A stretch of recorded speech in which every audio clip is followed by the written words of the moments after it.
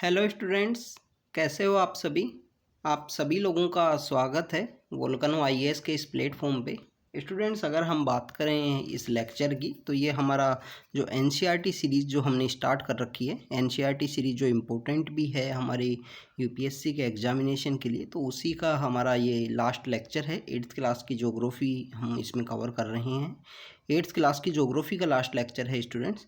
अगर हम बात करें एनसीईआरटी सीरीज़ की, तो इसके अंदर में हम 6th क्लास से लेकर 12th क्लास तक की जो बुक्स हैं, जो इम्पोर्टेंट हैं हमारे जो सिविल सर्विस एग्जामिनेशन के लिए, उन सिविल सर्विस एग्जामिनेशन के लिए हम उन बुक्स को यहाँ पे कवर कर रहे हैं।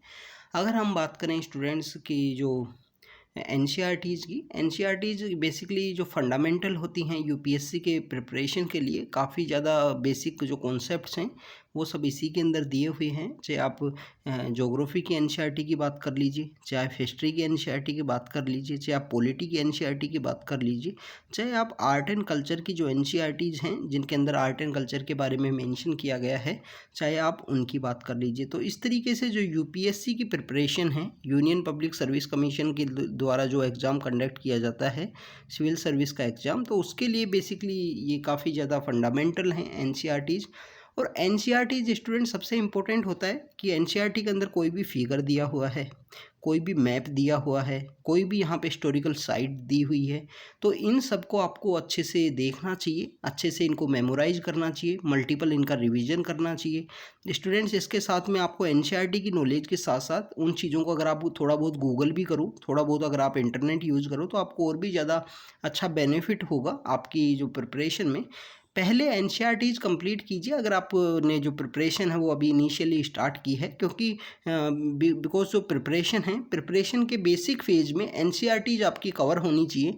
अगर आपकी एनसीईआरटीज़ स्टूडेंट जो आपने कवर कर ली, उसके बाद में आप स्टैंडर्ड बुक्स पे जाइए, उसके बाद में आप कुछ ना कुछ जो लिखना है या मेन से ओरिएंटेड जो प्रिपेयर करना है वह उस तरीके से प्रिपेयर कीजिए, और बाद में आप अपना जो प्रिपरेशन है उसको काफ़ी होलिस्टिक वे में कर सकते हो, क्योंकि आपका जो बेसिक जो यहाँ पे जो कोर्स है या बेसिक जो नॉलेज चाहिए यूपीएससी के एग्जामिनेशन के लिए, सभी सब्जेक्ट्स में जो बेसिक नॉलेज तो होना काफ़ी ज़रूरी है।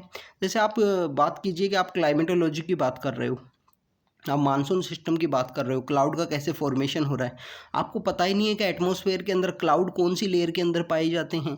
तो ये काफ़ी बेसिक नॉलेज है कि ये इसकी इस तरीके से आपको पता होना चाहिए कि क्लाउड कौन सी लेयर के अंदर पाए जाते हैं, ट्रोपोस्फेयर में, स्ट्रेटोस्फेयर में, या एक्सोस्फेयर में, या थर्मोस्फेयर में, कौन से वाले में पाए जाते हैं, इन सब के बारे में आपको पता होना चाहिए कम्प्लीटली।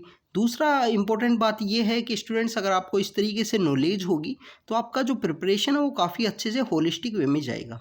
अब हम बात करते हैं इस चैप्टर की, जो हमारा 8th क्लास की ज्योग्राफी का लास्ट चैप्टर है। 8th क्लास की जो ज्योग्राफी की एनसीईआरटी है, सबसे लास्ट चैप्टर है। इसके बाद में स्टूडेंट हमारी स्टार्ट होगी 9th क्लास की, और 10th क्लास की ज्योग्राफी हम स्टार्ट करेंगे। स्टूडेंट 9th और 10th क्लास की जो ज्योग्राफी है, इनके अंदर लिटिल बिट थोड़ा नॉलेज ज़्यादा है।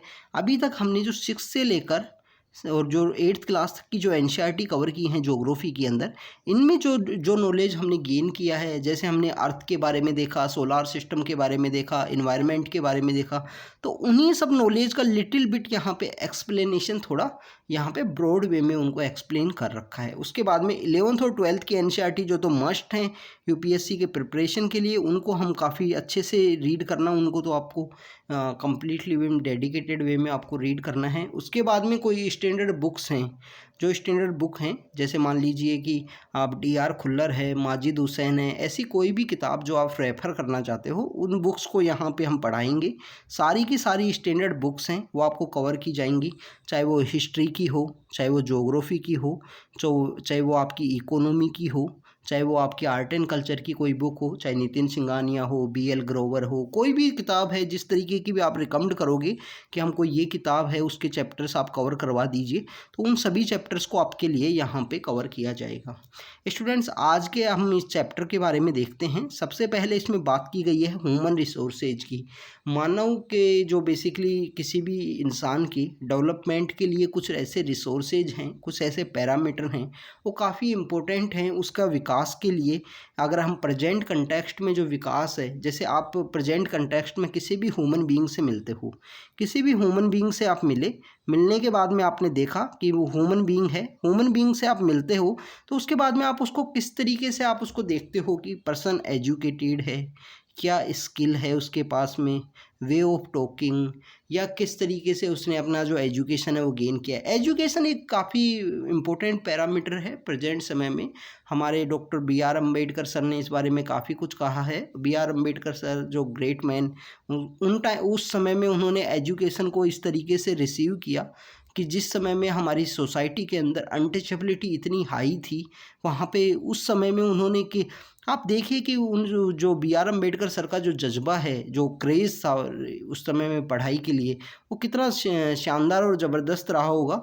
जिस समय में वो पढ़ाई कर रहे थे सोसाइटी के अंदर, हम देखते हैं कि प्रेजेंट समय में भी आप हिंदू अखबार पढ़ते हुए एक्सप्रेस अगर रीड करते हो, तो प्रेजेंट समय में भी आपको कुछ ना कुछ ऐसे इंसिडेंट्स हमारी सोसाइटी के अंदर देखने को मिलते होंगे। आप न्यूज़ के अंदर कंटिन्यू इस तरीके की चीज़ें आती रहती हैं कि मार्जिनल सेक्शंस हैं उनको किस तरीके से ऑप्रेस किया जाता है, किस तरीके से हरेस किया जाता है, चाहे वो एजुकेशन के सेक्टर से रिलेटेड हो या और किसी सेक्टर से related. But B.R. Ambedkar sir ने आज से जो 100 या 150 साल पहले जिस तरीके से जो पढ़ाई है वो की, उस जिस समय में, वो कम्प्लीटली उनके क्रेज़ के ऊपर डिपेंड है कि उन्होंने किस तरीके से रीड किया। तो स्टूडेंट्स, हम बात कर रहे थे एजुकेशन की, तो एजुकेशन जो सबसे इम्पोर्टेंट जो मैं यहाँ पे एक पैरामीटर है किसी भी ह्यूमन बीइंग के डेवलपमेंट के लिए। इसी तरीके से अगर हम बात करें स्टूडेंट्स, और भी ऐसे बहुत कुछ पैरामीटर हैं जो ह्यूमन डेवलपमेंट के लिए काफ़ी ज़्यादा ज़रूरत है। यहाँ पे जो ह्यूमन रिसोर्सेज के अंदर जो बात की गई है वो बात की गई है पॉपुलेशन से रिलेटेड, कि पॉपुलेशन का किस तरीके से डेवलपमेंट होता है, पॉपुलेशन के क्या क्या कंपोजिट होते हैं, कौन से कंट्री में स्टेबल पॉपुलेशन हो गई है, कौन से कंट्री के अंदर में जो पॉपुलेशन है वो इंक्रीज़ कर रही है, कौन से के अंदर डिक्रीज़ कर रही है। तो स्टूडेंट्स, ये कुछ बेसिक बातें हैं जिनके बारे में आपको लिटिल बिट नॉलेज होना चाहिए। आपके लिए यहाँ पे मैं एक होमवर्क दे रहा हूँ, आप कमेंट सेक्शन के अंदर ज़रूर बताना आप किसी भी स्टेट से बिलोंग करते हो। सपोज कीजिए आप हरियाणा से बिलोंग करते हो या राजस्थान से बिलोंग करते हो, तो आप अपने स्टेट के बारे में एक नॉलेज आप कमेंट सेक्शन के अंदर बताओगे। स्टूडेंट्स, वो इसलिए भी बताना क्योंकि आपको इस तरीके से आपके स्टेट के बारे में लिटिल बिट नॉलेज होगी। अगर आपको नहीं है, अगर आपको चाहे इसके लिए गूगल ही करना पड़े, आप ये बताना कि आपके स्टेट में जो फर्स्ट नंबर पे जो डिस्ट्रिक्ट है जिसके अंदर जो डेंसिटी है वो सबसे हाईएस्ट है, और ऐसा कौन सा डिस्ट्रिक्ट है जिसके अंदर जो डेंसिटी है, पॉपुलेशन की डेंसिटी है, वो सबसे कम है। तो ये आपके लिए होमवर्क है, कमेंट सेक्शन के अंदर ज़रूर बताना। आप जब वीडियो देखो उसके बाद में, चाहे आपको गूगल करना पड़े, गूगल कीजिए इसके बारे में। अगर आप बात कीजिए कि कोई भी स्टेट है, जैसे आप बात कर लीजिए कि राजस्थान है, तो राजस्थान के अंदर जो ऐसा पॉपुलेशन जहाँ पे पॉपुलेशन, ऐसा डिस्ट्रिक्ट जहाँ पे पॉपुलेशन की जो डेंसिटी है वो हाईएस्ट है, तो जयपुर है। और अगर हम बात करें कि जहाँ पे सबसे लोवेस्ट है वो है जैसलमेर, कि जैसलमेर में के अंदर जो डेंसिटी है वो काफ़ी कम है। जैसलमेर आपको पता होगा कि राजस्थान के वेस्टर्न साइड में है। तो इस तरीके से आप जिस भी स्टेट से बिलोंग करते हो, चाहे आप केरला से बिलोंग करते हो, चाहे आप कर्नाटका से बिलोंग करते हो, चाहे आप महाराष्ट्र से बिलोंग करते हो, तो अपने जो स्टेट है उसके बारे में इस तरीके से आप ज़रूर कमेंट सेक्शन के अंदर बताना। तो स्टूडेंट्स, आज का जो चैप्टर है उसको स्टार्ट करते हैं। सबसे पहले यहाँ पे बात की गई है ह्यूमन रिसोर्स जो मिनिस्ट्री है, जिसको 2020 के अंदर में जो हमारी न्यू एजुकेशन पॉलिसी आई, उसके बाद में उसका जो नेम है, न्यू एजुकेशन पॉलिसी का जो नेम है वो बेसिकली इम्प्लीमेंट हुआ। उसके बाद से क्या कर दिया गया, इसका जो नेम है वो चेंज कर दिया गया मिनिस्ट्री ऑफ एजुकेशन। पहले हमारे एक मिनिस्ट्री हुआ करती थी, ministry of human resource development, HRD ministry जिसको बोला करते थे। HRD मिनिस्ट्री जिसके अंदर एजुकेशन से रिलेटेड जो काम है और भी बहुत सारी जो चीज़ें होती हैं एजुकेशन से रिलेटेड, और भी बहुत सारी जो थिंग्स हैं, उन सबको भी कंडक्ट किया जाता था इस मिनिस्ट्री के द्वारा। तो 1985 में ये मिनिस्ट्री कॉन्स्टिट्यूट हुई थी। स्टूडेंट्स, अगर हम बात करें न्यू एजुकेशन पॉलिसी की, तो हमारी सबसे पहले जो एजुकेशन पॉलिसी आई 1968 में, फिर आई 1986 में, ये कोठारी जो कमीशन है उनकी रिकमेंडेशन पे आई, फिर 86 में, और अब एक 2020 के अंदर में आई है। तो इस तरीके से भी आपको नॉलेज होनी चाहिए। अभी तक 3 एजुकेशन पॉलिसीज आई हैं। इसके अलावा अगर हम बात करें HRD मिनिस्ट्री का नाम जो चेंज करके वो कर दिया गया मिनिस्ट्री ऑफ एजुकेशन। तो HRD मिनिस्ट्री के द्वारा ऐसे कुछ जो पैरामीटर, ऐसी कोई जो स्किल हैं जो ह्यूमन रिसोर्सेज के लिए या किसी भी ह्यूमन बीइंग के डेवलपमेंट के लिए वो काफ़ी इम्पोर्टेंट हैं। तो उन सब पैरामीटर्स के ऊपर, उन सब यहाँ पे हम बात करें ऑब्जेक्टिव्स के ऊपर, इनके द्वारा में काम किया जाता था, जिसके अंदर सबसे मेन जो रखा गया है वो एजुकेशन को रखा गया है कि एजुकेशन ही वो है जो किसी भी एक, अगर हम बात करें कि एक नॉर्मल पर्सन को जो हाईली स्किल बनाता है, नॉलेजेबल बनाता है, चीज़ों के बारे में जानने के लिए बनाता है। तो उस तरीके से जो एजुकेशन है वो काफ़ी ज़्यादा इम्पोर्टेंट है। इसके अलावा अभी हमारे बेसिकली स्टूडेंट्स, आपको पता होगा कि हमारे ये जो कंट्री है, इंडिया हमारा जो कंट्री है, इसके अंदर में बेसिकली जो यूथ है, यूथ की पॉपुलेशन काफ़ी ज़्यादा हाई है। यूथ की पॉपुलेशन काफ़ी ज़्यादा हाई होने की वजह से उनको बेसिकली उनको कोई ना कोई कौशल होना चाहिए, कोई ना कोई स्किल होना चाहिए। तो उसके लिए प्रधानमंत्री कौशल विकास योजना एक स्टार्ट की गई यूथ के लिए। बेसिकली यहाँ पे इनको स्किल ट्रेनिंग दी जा रही है, स्किल के रिलेटेड एजुकेशन दी जा रही है, क्योंकि हमारा जो डेमोग्राफी डिविडेंट है, जो हमारे कंट्री के अंदर जो एवरेज जो पॉपुलेशन 29 के आसपास है, 29 ईयर्स, वो शो करता है कि इंडिया के अंदर बेसिकली जो यूथ की पॉपुलेशन है वो काफ़ी ज़्यादा है। जो ये डेमोग्राफी डिविडेंड हमको मिला हुआ है, जिससे कंट्री अपना जो प्रोग्रेस है वो कर सकता है, क्योंकि यूथ की पॉपुलेशन ज़्यादा है तो मीन्स द एनर्जी ज़्यादा है। अब ये यूथ की जो पॉपुलेशन है वो डिक्रीज ना हो जाए। डिक्रीज किस तरीके से? क्योंकि डेमोग्राफी डिविडेंड है, ये कहीं डिजास्टर के रूप में क्रिएट ना हो जाए। क्योंकि आप देखिए कि जो अनएम्प्लॉयमेंट रेट है वो भी हमारी यूथ के अंदर काफ़ी ज़्यादा है। स्टूडेंट्स, आप कोई भी एग्ज़ाम उठा लीजिए, कोई भी एग्ज़ाम, अगर हम बात करें गवर्नमेंट सर्विस के जो एग्ज़ाम होते हैं उनकी अगर हम बात करें, तो लास्ट 4-5 ईयर से आप यूपीएससी का एग्ज़ाम देख लीजिए। जो प्रिपरेशन जिस तरीके से बच्चे कर रहे हैं, जिस तरीके से जो कंपटीशन इंक्रीज हुआ है, इस तरीके ये सब चीज़ें क्या शो करती हैं? ये चीज़ें शो करती हैं कि जो कंपटीशन है वो बहुत ज़्यादा हाई हो चुका है। और आफ्टर द कोविड-19 के बाद में तो आप चाहे कितना भी यूपीएससी का पेपर है बहुत ज़्यादा टफ भी आ जाएगा ना, तो आपका कट ऑफ है जो 100 या 90 के आसपास रहेगा हमेशा। कभी इससे डिक्लाइन नहीं होगा, कभी इससे अबाव नहीं जाएगा। अबाव जा सकता है, डिक्लाइन होने के चांसेस काफ़ी कम हैं। उसके बिहाइंड में रीज़न ये है स्टूडेंट कि बेसिकली जो कंपटीशन है वो बहुत हाई है। ऐसे भी बच्चे बहुत कम हैं कि जो क्वालिटी एजुकेशन नहीं करते, बहुत ज़्यादा हैं इनकी भी संख्या, बट ऐसे बच्चे भी बहुत ज़्यादा हैं जो अच्छी पढ़ाई करते हैं। इसलिए बेसिकली जो डेमोग्राफी हमारे जो डिविडेंट है, ये डिजास्टर के रूप में ना क्रिएट हो जाए। ये यहाँ पे शो करता है कि अनएम्प्लॉयमेंट रेट है वो बहुत ज़्यादा है। लोगों के बीच में जो यहाँ पे जो कंपटीशन है वो काफ़ी हाई है। इसलिए ऐसे जो यूथ हैं, हमारी जो यूथ हैं, उनको स्किल दे दिया जाए। स्किल के थ्रू ये यहाँ पे कुछ ना कुछ अपना काम कर ले। अगर बाहर भी आप कहीं पे वर्क करने के लिए जाते हो किसी भी फॉरेन कंट्री में, तो आपको देखना पड़ता है कि वहाँ पे आपके लिए बेसिकली कोई स्किल से रिलेटेड कोई सर्टिफिकेट है या नहीं है। तो इस वजह से जो इंडियन यूथ है, इसको स्किल की काफ़ी ज़्यादा ज़रूरत है। चाहे आप कोई भी इनफॉर्मल सेक्टर है उसी के अंदर वर्क कर रहे हो, चाहे आप हो सकता है कि आप जो कारीगर का जो काम करते हैं उसी से रिलेटेड जो आप काम कर रहे हो, बिल्डिंग का कंस्ट्रक्शन जो करते हैं उससे रिलेटेड आप काम कर रहे हो, तो भी आपको इस तरीके से कोई ना कोई आपका जो सेक्टर है उससे रिलेटेड आपका स्किल होनी चाहिए स्टूडेंट। तो इसी वजह से डेमोग्राफी जो डिविडेंट है उसको मैक्सिमम यूज़ करने के लिए गवर्नमेंट के द्वारा 2015-16 के समय में यहाँ पे 1 करोड़ यूथ को, इंडियन यूथ को स्किल का जो कॉन्सेप्ट है वो स्टार्ट किया गया, जिससे यूथ को मैक्सिमम यहाँ पे स्किल दी जा सके। तो स्टूडेंट्स, ये काफ़ी ज़्यादा इम्पोर्टेंट भी है। अब हम चलते हैं हमारे जो चैप्टर की जो मुख्य बातें हैं, जिसके अंदर बात किया गया है कि ह्यूमन रिसोर्सेज क्या हैं, पॉपुलेशन का जो ग्रोथ है वो क्या है। तो सबसे ज़्यादा अगर हम बात करें स्टूडेंट्स, कोई भी जो कंट्री है उसका सबसे पीपल, उसके जो सबसे इम्पोर्टेंट सोर्स होते हैं।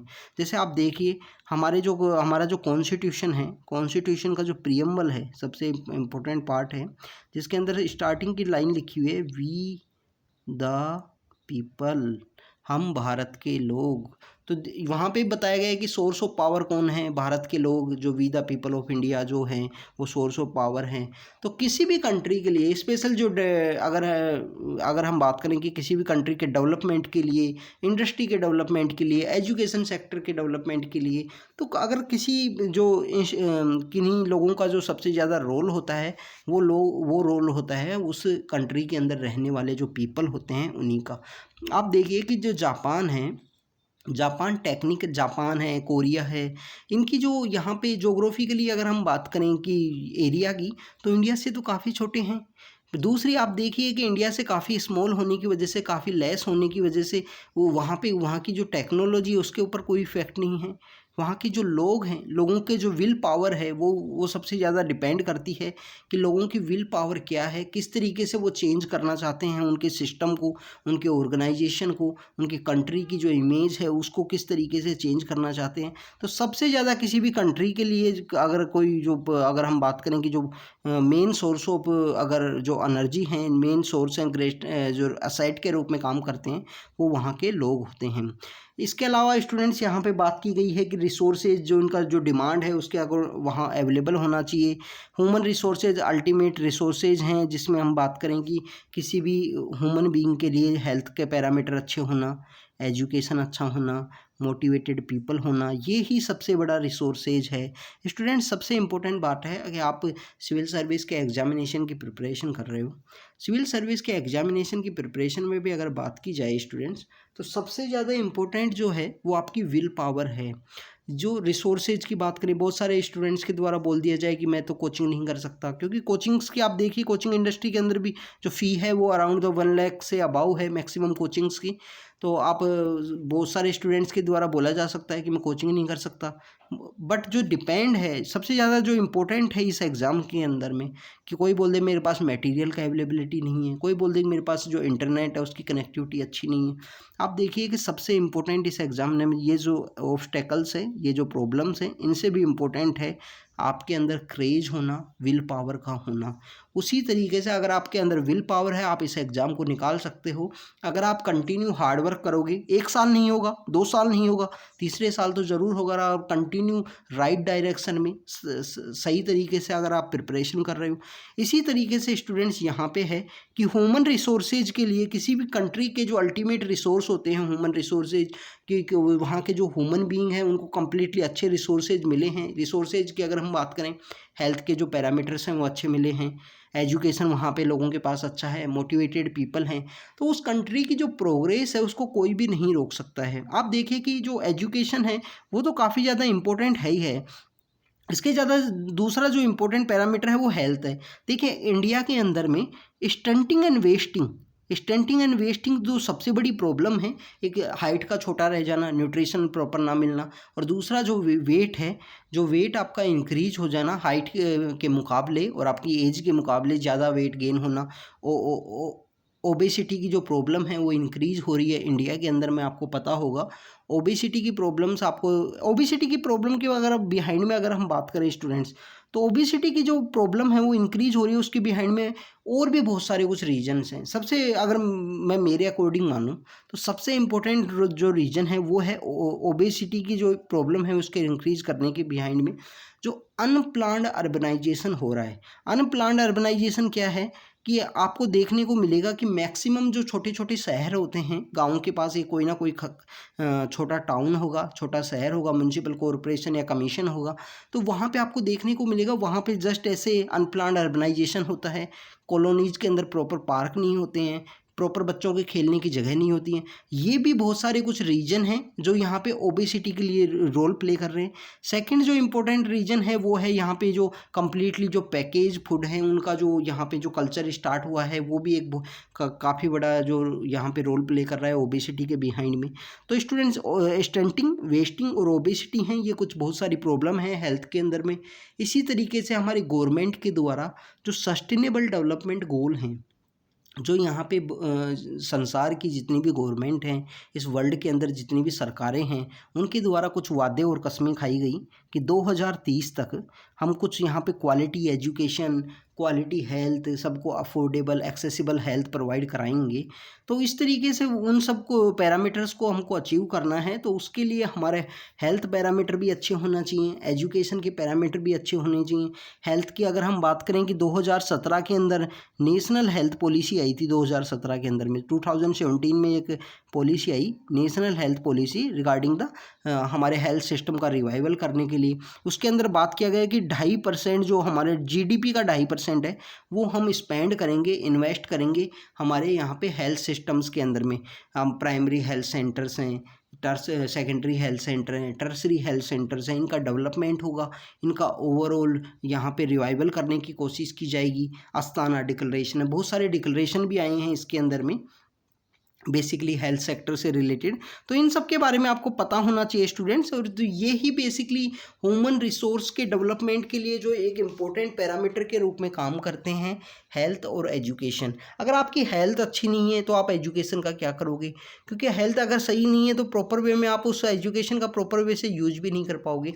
तो हेल्थ एंड एजुकेशन इंपॉर्टेंट है। आप देखिए कि एजुकेशन के अंदर भी इंडिया के यहाँ काफ़ी ज़्यादा प्रॉब्लम है। जैसे हमने हेल्थ में देखा कि ओबेसिटी है, स्टंटिंग है, वेस्टिंग है। यहाँ पे इंडिया के अंदर में सबसे ज़्यादा एजुकेशन के अंदर प्रॉब्लम है कि drop out rate after the secondary level या कॉलेज के लेवल में जो बच्चे हैं जो कॉलेज जाना छोड़ देते हैं, कॉलेज का यहाँ पे ड्रॉप आउट रेट काफ़ी ज़्यादा है। रिसर्च के ऊपर इतना ज़्यादा ध्यान नहीं दिया जाता हमारे कंट्री के अंदर में। रिसर्च के ऊपर जो स्पेंडिंग है वो भी काफ़ी कम है रिसर्च पेपर्स के ऊपर में।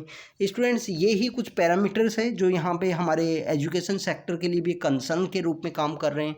इसके अलावा बहुत सारे जो सर्वे हैं वो आपने रीड किए होंगे, चाहे एसर का सर्वे हो, चाहे वो इसके बाद में नेशनल अचीवमेंट सर्वे है, जिसके लिए अभी रिसेंटली एक ऑनलाइन असेसमेंट यहाँ पे क्रिएट किया गया है परख नाम से। तो ये बेसिकली जो ह्यूमन रिसोर्स के डेवलपमेंट के लिए काफ़ी इंपॉर्टेंट पैरामीटर हैं। Human resources like other resources are not equally distributed over the world. बिल्कुल सही बात है स्टूडेंट्स। कुछ कंट्रीज ऐसे हैं जहाँ पे जो ह्यूमन रिसोर्सेज की जो पैरामीटर्स हैं वो वहाँ इक्वली अवेलेबल हैं। कुछ प्रेजेंट समय में स्टिल कुछ ऐसे कंट्रीज हैं जहाँ पे अभी आपको रिसेंटली आपने देखा होगा अगस्त के लास्ट वीक में या सितंबर के स्टार्टिंग में अभी 2022 के अंदर जो ये अफगानिस्तान में एक एरिया है वहाँ पे कुछ गर्ल्स के द्वारा डिमांड की जा रही थी कि हमारी जो बेसिकली हमारा जो स्कूल है उसको दोबारा से रीओपन कर दीजिए, क्योंकि रीओपन करने से वहाँ पे तालिबान का इस समय प्रेजेंटली पावर है। तो तालिबान के द्वारा वहाँ पे बेसिकली एजुकेशन के ख़िलाफ़ हैं वो लोग कि एजुकेशन नहीं देना चाहते। वो उनका कुछ मानना है कि एजुकेशन की वजह से जो लोग काफिर हो जाते हैं या उनके अंदर कुछ चेंज आ जाते हैं और रेडिकल हो जाते हैं, जो भी उनका मानना है उसके अकॉर्डिंग उन्होंने यहाँ पे तो देखिए कि कुछ जगह एजुकेशन के लिए स्वीडन या आप डेनमार्क जैसे कंट्री देखोगे वहाँ एजुकेशन के जो रिसोर्सेज अवेलेबल हैं। यूएसए की बात कीजिए, इंडिया की आप बात कर लीजिए कि इंडिया में प्राइमरी जो यहाँ पे प्राइमरी एजुकेशन के लिए अगर हम बात करें सेकेंडरी एजुकेशन के लिए आपको खुद जो विलेज के अंदर नहीं तो नियर बाई जो आपका टाउन है, जो यहाँ पे आपका तहसील है, वहाँ पे आपको एजुकेशन से रिलेटेड गवर्नमेंट कॉलेज या गवर्नमेंट आपको इंस्टीट्यूशन ज़रूर मिलेगा। स्टूडेंट्स ये बेसिकली काफ़ी ज़्यादा इंपॉर्टेंट है कि यहाँ पे इक्वली डिस्ट्रीब्यूटेड नहीं होने की वजह से, जैसे एक बात बोली गई है कि अगर इस संसार के अंदर कहीं भी अनजस्टिस होता है, कहीं भी, तो वो संसार के अंदर कहीं भी अनजस्टिस हो रहा है तो वो जस्टिस अगर कहीं पे हो रहा है दूसरी जगह तो उसके लिए हमेशा एक खतरे के रूप में वो काम करेगा। तो वो ही सेम बात है कि अगर प्रॉपर वे में ह्यूमन रिसोर्सेज का डेवलपमेंट नहीं होगा तो कुछ ऐसे एरियाज़ हैं जहाँ पे डेवलपमेंट नहीं होने की वजह से कोई वहाँ पे एक लीडर इमर्ज होगा, पीपल वहाँ पे अनएम्प्लॉयड होंगे। अनएम्प्लॉयड होने की वजह से जब पीपल्स वहाँ पे अनएम्प्लॉयड होंगे तो वहाँ पे कुछ ऐसा रिवॉल्यूशन या मूवमेंट चलेगा और वहाँ पे आप सिविल वॉर इस तरीके की जो सिचुएशंस हैं, इन्हीं के बिहाइंड में ऐसे बहुत सारे रीजन होते हैं जिनके अंदर जो बिग पावर कंट्रीज होती हैं उनके द्वारा डिप्लोमेसी का रोल प्ले किया जाता है। वो अपने रिसोर्सेज को गेन करने के लिए या अपने जो पपेट हैं उनको वहाँ पे पावर में इस्टेब्लिश करने के लिए मेनली गेम खेलते हैं। अगर हम रूट कोज की बात करें, अगर हम मुख्य कारण की बात करें तो वो ये होता है कि वहाँ पे जो बेसिकली किसी भी कंट्री के अंदर ऐसी कोई सिचुएशन क्रिएट होती है उसके बिहाइंड में जो मेन रीज़न होता है कि लोग यहाँ पे जो मुख्य जो पैरामीटर्स हैं जिनके साथ ना जाके लोग कम्प्लीटली डाइवर्ट हो जाएं, quality education, proper health care, इनके ऊपर ध्यान ना देके दूसरी तरीके से वहाँ पे जो चीज़ें हैं वो प्रोपोगेट की जाती हैं। तो this is all about the human resources कि इनका इक्वली डिस्ट्रीब्यूशन नहीं है। कुछ ऐसे एरियाज़ भी हैं जहाँ पे डिफरेंट एजुकेशन लेवल है, यहाँ पे एजेज के अंदर डिफरेंस है, सेक्सेस के अंदर डिफरेंस है, सेक्सेस लाइक द यहाँ पे पॉपुलेशन के कंपोजिशन की बात की गई है। कुछ ऐसे भी कंट्रीज़ हैं जहाँ पे आपको पता होगा स्टूडेंट्स कि जो कैबिनेट सिस्टम है, अगर हम बात करें कि हमारा जो यूनियन कैबिनेट है, यूनियन कैबिनेट में आपको पता होगा अभी प्रेजेंटली हमारे यूनियन कैबिनेट के अंदर में टोटल हमारे जो महिलाएं जो एमपी बन के आई थी जनरल इलेक्शन जो 2019 के अंदर हुआ था, इनकी संख्या आई थी 78। टोटल हमारे जितने भी यहाँ पे एमपी बन के आए जनरल इलेक्शन के समय में, यहाँ पे जो महिलाओं की जो संख्या थी वो ओनली 78 थी। और स्टूडेंट्स ये हाईएस्ट था। आप देखिए कि जो वुमेन का जो हमारे पॉलिटिकल सिस्टम के अंदर जो पार्टिसिपेशन जो है वो काफ़ी कम है। उसके बिहाइंड में ये रीज़न है कि 78 ओनली महिलाएं जीत के आई। बट अगर हम देखें तो संसार में कुछ दूसरे कंट्रीज़ हैं, कुछ कंट्रीज ऐसे भी हैं जहाँ कैबिनेट जो है, यहाँ पे जो बेसिकली जो मेन कैबिनेट है, जैसे आप मान लीजिए कि कैबिनेट हुआ 30 लोगों का। वैसे इंडिया के अंदर में जो कैबिनेट के ऊपर जो कैपिंग है वो कितना है, 15% है स्टूडेंट्स। ये 91 कॉन्स्टिट्यूशन अमेंडमेंट एक्ट के बाद में आया था कि टोटल जितनी संख्या है उसका 15% लोगों को आप कैबिनेट में मेंबर बना सकते हो। तो कैबिनेट के अंदर आपको देखने को मिलेगा कि ओनली 50% तो महिलाएं हैं वहाँ पे। जैसे कैबिनेट 30 लोगों का है तो 15 मिनिस्टर तो महिलाएं हैं वहाँ पे, वुमेन्स हैं। तो इस तरीके से आपको देखने को मिलेगा कंप्लीटली डिफरेंस है यहाँ पे एजुकेशन के लेवल में, एजेज के लेवल में या सेक्सेज के रूप में। ये बेसिकली सेक्स के रूप में यहाँ बता रहा है कि जो पॉपुलेशन कंपोजिशन के अंदर में जो महिलाओं का कितना योगदान है, कितना % महिला हैं। जैसे आप मान लीजिए कोई भी कंट्री है उसके अंदर 60% महिला हैं, 40% वो हैं। तो ये पॉपुलेशन कंपोजिशन में यहाँ पे वुमेन्स की जो पॉपुलेशन है वो ज़्यादा है। तो इस तरीके से ये बेसिकली बताया गया है कि ह्यूमन रिसोर्सेज जो सबसे इम्पोर्टेंट होते हैं किसी भी कंट्री के लिए, उसके जो पीपल्स हैं उनके अंदर वो सबसे इम्पोर्टेंट सोर्स होते हैं। उनके अंदर ह्यूमन रिसोर्सेज हों, ह्यूमन रिसोर्सेज लाइक एजुकेशन के पैरामीटर्स उनको अच्छे मिले हों, यहाँ पे हेल्थ की जो फैसिलिटीज़ हैं, जो एक्सेसिबल हेल्थ हो उन लोगों के लिए। इसके अलावा स्टूडेंट्स अगर हम बात करें, यहाँ पे पॉपुलेशन डिस्ट्रीब्यूशन की बात की गई है कि जो 90% पॉपुलेशन है वर्ल्ड की, वो कुछ बेसिकली जो लैंड का हमने देखा है कि जो तीसरा हिस्सा है इस, अगर 1/4 जो एरिया है वो ही ओनली लैंड के ज़मीन है हमारे जो वर्ल्ड है इसके अंदर में, बाकी तो पानी है। तो 30% एरिया के ऊपर 90% पॉपुलेशन रहती है। ये अनइवनली डिस्ट्रीब्यूटेड है। कुछ ऐसे कंट्रीज हैं जहाँ पे जो पॉपुलेशन है उनकी जो रेट है वो काफ़ी ज़्यादा है। कुछ ऐसे भी हैं जहाँ पे कम्प्लीटली सेपरेटेड है, जो पॉपुलेशन जो है वो काफ़ी कम है। आपको देखने को मिलेगा कि जो पीपल है नॉर्थ ऑफ इक्वेटर, जो लोग हैं वो ज़्यादा रहते हैं than the south of the equator की अगर हम बात करें। इसके बिहाइंड में रीज़न ये भी है कि जो नॉर्थ ऑफ इक्वेटर पे जो लैंड है उसकी अवेलेबिलिटी ज़्यादा है। जो हमारा नॉर्दर्न हेमिस्फीयर है उसके अंदर लैंड की जो अवेलेबिलिटी है वो ज़्यादा है। इसकी वजह से भी पॉपुलेशन ज़्यादा रहती है। इसके और भी बिहाइंड में अगर हम बात करें, यूरोपियन जो कंट्रीज़ हैं वहाँ पे आपको देखने को मिलेगा स्टूडेंट्स, वहाँ पे जो क्लाइमेट है, जो वेदर है वहाँ का, वो काफ़ी अच्छा है लोगों के लिए, जो बेसिकली हेल्थ के डेवलपमेंट के लिए, जो मेंटल स्टेबिलिटी के लिए काफ़ी ज़्यादा इम्पोर्टेंट है। तो ये कुछ रीजन है। तो यहाँ पे बताया गया है कि पॉपुलेशन है जो अनइवनली डिस्ट्रीब्यूटेड है, जहाँ पे पॉपुलेशन ज़्यादा है कुछ पे कम है।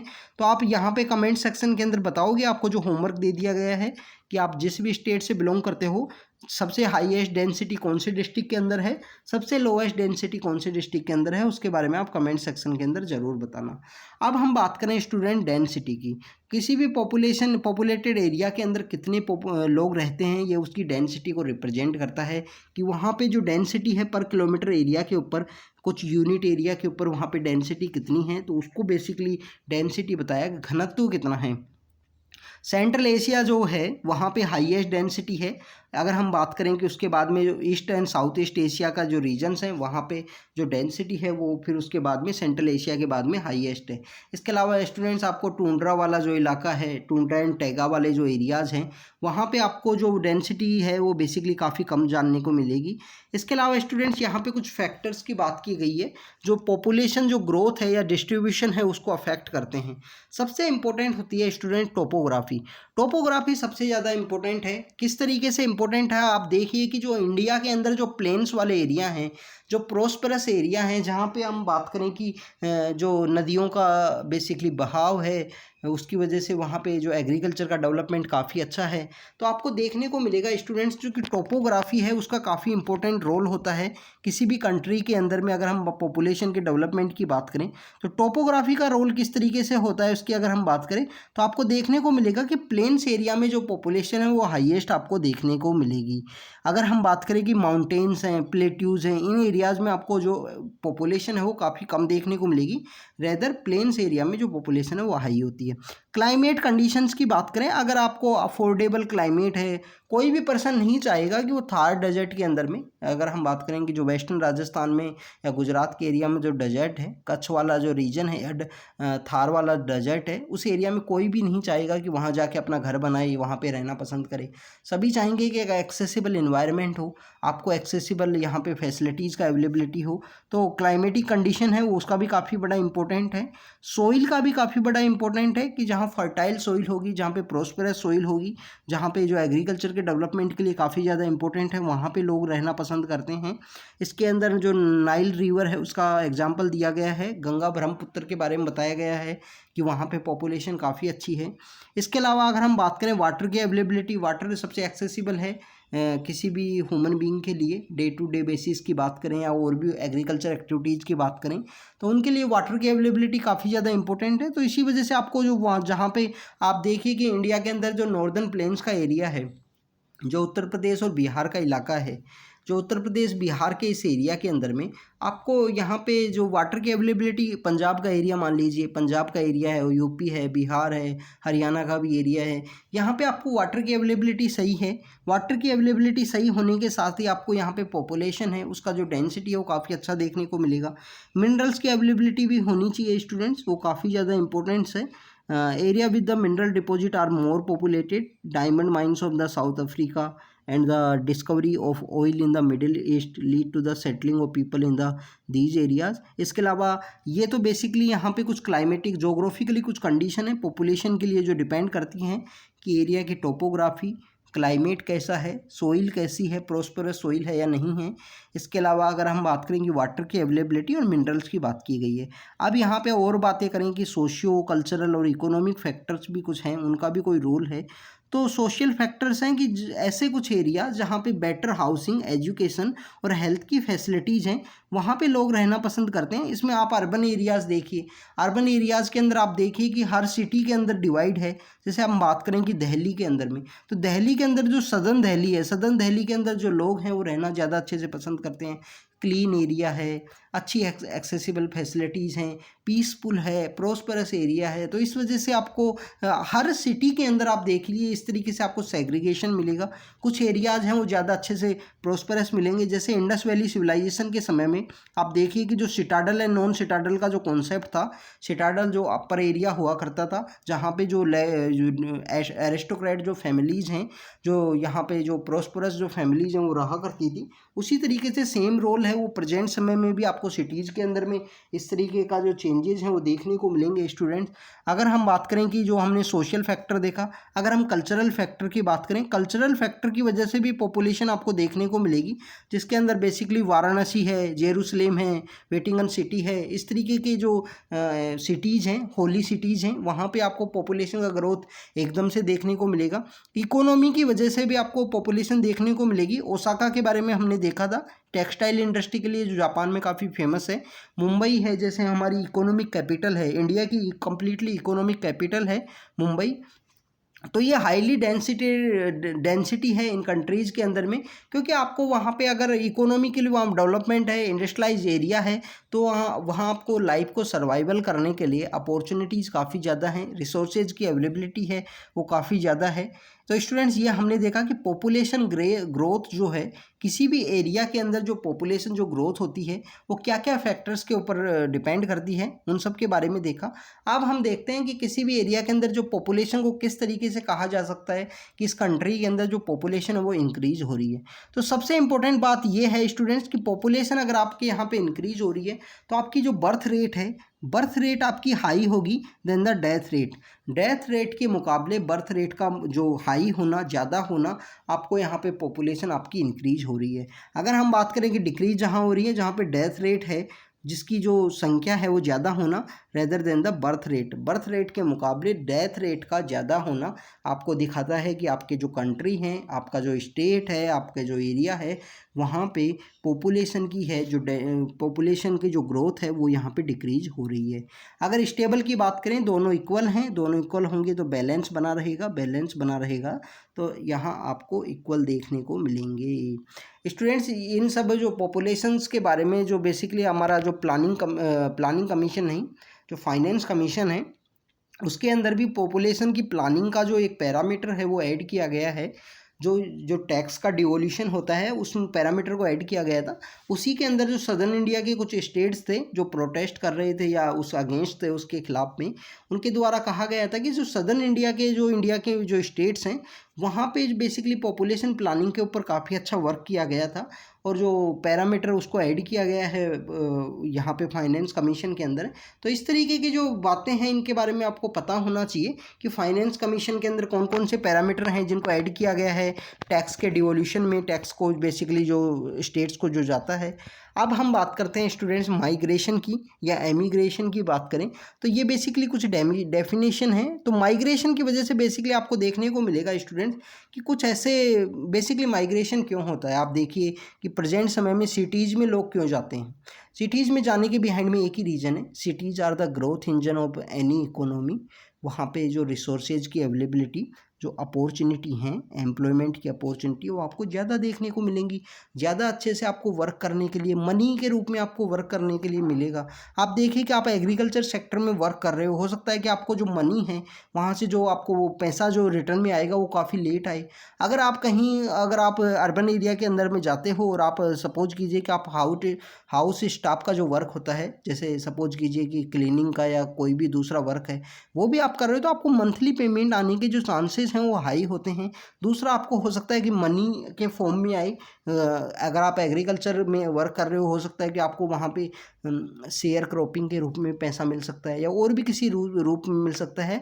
बाकी एग्रीकल्चर इतना बेनिफिशियल ना होने की वजह से, एग्रीकल्चर में इतना आउटपुट ना होने की वजह से लैंड होल्डिंग हमारे इंडिया में डिक्लाइन हो रही है। ऐसे बहुत सारे रीजन हैं जिसकी वजह से लोग हैं जो शहरों की तरफ माइग्रेट कर रहे हैं। हमारा एक एसडीजी है, एसडीजी का नाम है 11। एसडीजी गोल नंबर 11 का भी टारगेट यही है कि जो सिटीज़ हैं वो यहाँ अफोर्डेबल हों, सिटीज़ की जो लाइफ है वो काफ़ी अच्छी होनी चाहिए। तो इस तरीके से जो एसडीजीज हैं, जो हमारे गोल्स हैं, कुछ टारगेट्स हैं, इनके बारे में भी आपको पता होना चाहिए स्टूडेंट। तो माइग्रेशन और एमिग्रेशन की बात की गई थी, एक का जो इनका जो डेफिनेशन दे रखा है इनके बारे में आपको पता होना चाहिए, दोनों के डिफरेंसेस के बारे में। अब हम बात करते हैं नेक्स्ट चैप्टर की। नेक्स्ट चैप्टर बेसिकली नेक्स्ट इसमें टॉपिक है कि population composite. Population composite key अगर हम बात करें स्टूडेंट्स, बेसिकली पॉपुलेशन कंपोजिट क्या है। आप देखिए कि पॉपुलेशन कंपोजिट में यहाँ पे कुछ भी नहीं, यहाँ पे बेसिकली पॉपुलेशन के अंदर ही यहाँ डिवाइड देखा गया है कि वुमेन की संख्या ज़्यादा है या मेंस की संख्या ज़्यादा है, महिलाएं अधिक हैं या पुरुष अधिक हैं, इसके बारे में यहाँ देखा जाता है। कुछ ऐसे कंट्रीज होते हैं, जैसे आप देख रही है पॉपुलेशन का पिरामिड है कोई कंट्री का, जिसके अंदर जो मेंस की जो संख्या है वो काफ़ी ज़्यादा है बर्थ रेट पे। ये यहाँ पे बर्थ रेट पे शो कर रहा है, ये यहाँ पे जो लास्ट समय में शो कर रहा है वो बेसिकली ये एक कुछ पैरामीटर्स होते हैं। सेंसस के समय इनको कैलकुलेट किया जाता है, इस तरीके से जो सब पैरामीटर्स हैं उनको ड्रॉ किया जाता है कि कौन सा कंट्री है हमारे पे जो बच्चों की संख्या ज़्यादा है, बच्चों में अब ज़्यादा किनकी है, जो लड़कियों की संख्या ज़्यादा है या जो लड़कों की संख्या ज़्यादा है। तो इस तरीके के जो पैरामीटर्स हैं इन सबको ये पॉपुलेशन कंपोजिट को डिफाइन करते हैं कि पॉपुलेशन के अंदर में किस तरीके से अलग अलग डिफरेंट टाइप ऑफ लेयर्स हैं, जिसके बेसिकली इंपॉर्टेंट भी है स्टूडेंट्स। आप देखिए कि जापान के अंदर जो एल्डरली पॉपुलेशन है उनकी संख्या काफ़ी ज़्यादा है, तो वो भी ये इस तरीके के कुछ पैरामीटर्स हैं जिनके बारे में आपको पता होना चाहिए, आपको अच्छे से यहाँ पे एक्सप्लेन बेसिकली आपको अंडरस्टैंड होनी चाहिए। ये सेंसस के लिए है स्टूडेंट्स। आपके लिए यहाँ पे एक और होमवर्क है। होमवर्क ये है कि आप यहाँ पे सेंसस के बारे में बताना कि सेंसस जो है, जो हमारा जनसंख्या का जो हम यहाँ पे गणना गिननी की जाती है, तो सेंसस कौन से मिनिस्ट्री के द्वारा और मिनिस्ट्री के अंदर कौन से डिपार्टमेंट के द्वारा यहाँ पे सेंसस है वो कंडक्ट किया जाता है, तो ये आप बताना। वैसे मॉडर्न हिस्ट्री के अंदर भी एक क्वेश्चन है कि कौन जो पर्सन थे उनके टाइम में पहली बार है लॉर्ड रिपन हैं या लिटन हैं, कौन से जो पहले वॉइसरॉय हैं जिनके समय में पहली बार भारत के अंदर जनसंख्या की गणना हुई, यहाँ पे सेंसस को कंडक्ट किया गया, तो इनके बारे में आप ज़रूर कमेंट सेक्शन के अंदर बताना। तो स्टूडेंट्स इसके साथ हमारी 8th क्लास की एनसीईआरटी कंप्लीट होती है। ये ज़्यादा कुछ इंपॉर्टेंट बातें नहीं हैं इसमें, अगर हम बात करें कि इसमें बहुत सारी बातें तो मैंने एक्स्ट्रा आपको बता दी, जो बात करते हुए, जो इसको रीड करते हुए, समझाते हुए आपको जो और बहुत सारे टॉपिक्स हैं जिनको साथ साथ कवर किया है हमने। तो स्टूडेंट्स आप रीड कीजिए इस एनसीईआरटी को। अब हम 9th और जो 10th क्लास की जो एनसीईआरटीज हैं उनको स्टार्ट करेंगे इसके साथ ही, और जल्दी उनको ख़त्म करने के बाद में 9th 10th के ख़त्म करने के बाद में हम जो 11th जो हायर स्टैंडर्ड की बुक्स हैं उनकी तरफ बढ़ते हैं, और जो 7th और 8th क्लास की जो हमारी हिस्ट्री की जो एनसीईआरटी बची हुई है उनको भी जल्दी आपके लिए अपलोड कर दिया जाएगा। तो student thank you very much.